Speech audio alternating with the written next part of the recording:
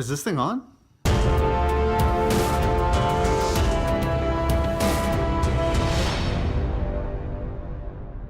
Welcome everyone, this is Franco, and just finished watching Independence Day. Resurgence is the official title of the latest Independence movie. It has been 20 years, it's been a long ass time.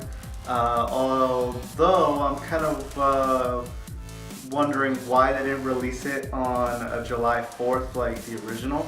The original was actually released on July 2nd, if I'm not mistaken. Kind of dating myself here, but I saw it the day it came out, way back when. Either way. So the first one, if you're not familiar with it, it is basically a alien invasion / disaster movie. It kind of kicked off the whole careers of Roland Emmerich and I forgot what the Dean Devlin.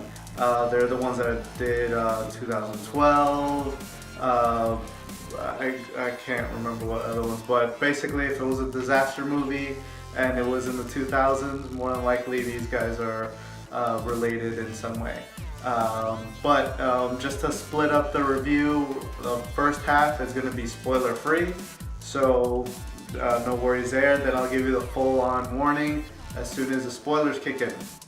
So to start off, the movie, in my opinion, was pretty good. It wasn't the best, it's not going to win any awards. It is, for the lack of a better term, a popcorn flick, a summer blockbuster, as it were, just like the first one was. It had everything that the first one had, just amped up action-wise and special effects-wise. In my opinion, they used a little bit too much CG this time around. The first one, they had a lot of practical stuff. I mean, obviously there was CG involved with the first one, but not to this extent. Like the aliens themselves had, they were puppets, and had all this movement, and they were like they were there, so they seemed a little bit more realistic. It's a sci-fi movie, so I mean, how realistic can you get? But they had like substance to them. There was no weight to them because in the new movie they had kind of no weight to them because they weren't even there. They also introduced a lot of the same actors or characters from the original movie have been brought back, with the exception of Will Smith. Apparently the payday wasn't big enough for him, according to what I've been reading, which is fine. The movie was still pretty decent without him.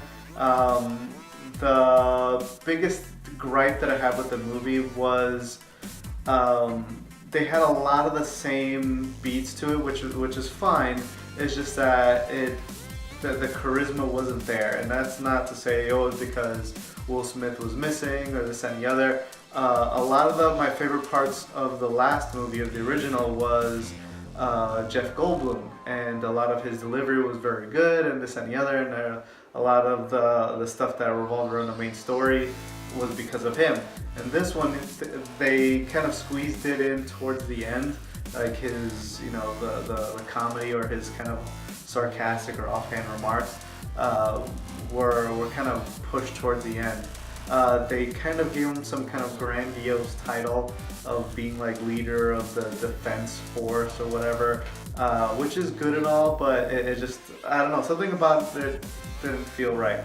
But overall, I did like it. I think it is worth watching. I saw it on IMAX. It was okay. I don't know if there was something going on with the theater that I watched it, but it was a little too dark. Like not in the sense of Batman vs Superman dark, where it had the dark tone. Yeah, it did have that. It's just that it seems like the brightness on the projector wasn't turned up, and on top of that, it was in 3D, and the 3D glasses had these sort of like tint to them, so it made them even darker still. Because as soon as I took them off, I could see a little bit better, but that's a technical thing. You might not experience that. IMAX, I guess it'd be worth it. Now it's IMAX 3D, so you kind of have this bundle together, but IMAX alone is fine. Like, you see the sense of scale with these giant ships and everything, and Everything's much bigger and the battles are much bigger. But yeah, it's definitely worth watching, especially on the big screen.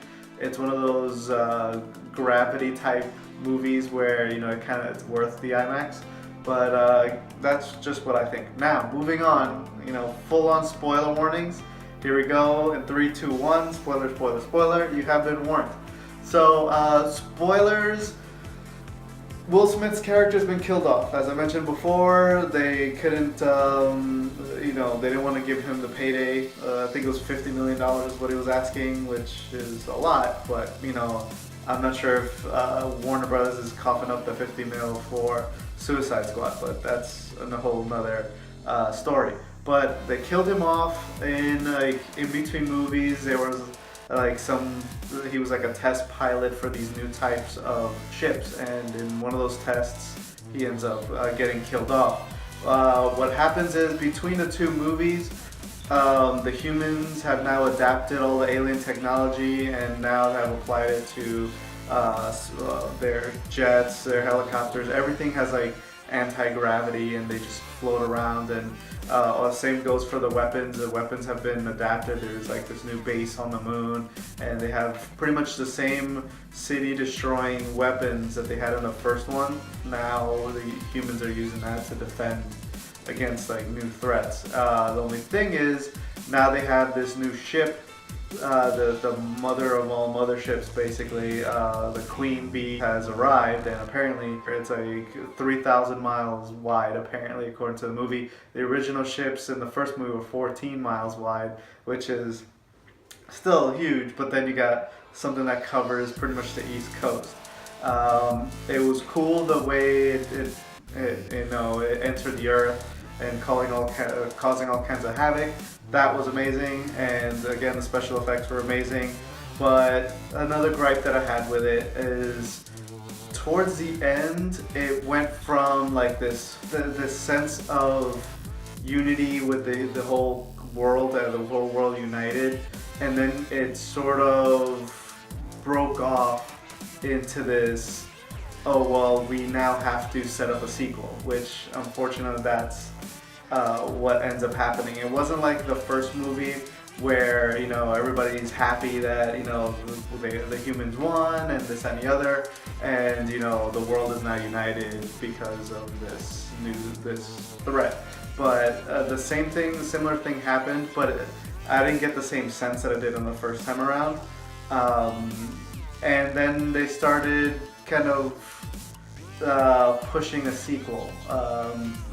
Basically, again, spoiler alert, the Queen Bee gets killed, and this new orb shows up, and apparently has technology that was built specifically to combat these aliens. So apparently this orb is giving them coordinates to this place on the other side of the galaxy, but now I guess they're taking the fight to the evil aliens' homeworld. So I guess that's where the sequel is going. Don't worry about staying for the credits because you're not going to get anything. But yeah, again, what I stated before, it's a good movie. It didn't feel like it had the same charisma. The character they got to play, Will Smith's son, it's not the same actor. Which, in my opinion, it's a missed opportunity. Same thing goes for the president's daughter from the first one. She's still alive and kicking and making movies. I don't know why they didn't use her, but it doesn't really make that big of a deal because their parts weren't that substantial. But it's sort of like we got a low-budget Will Smith, in my opinion, and he wasn't as charismatic. It's sort of a mixed bag, but overall it's definitely worth watching. It's a spectacle type movie. So that pretty much sums it up for Independence Day Resurgence. Thanks everybody for watching. Please like and subscribe, and on that note, I'm out of here.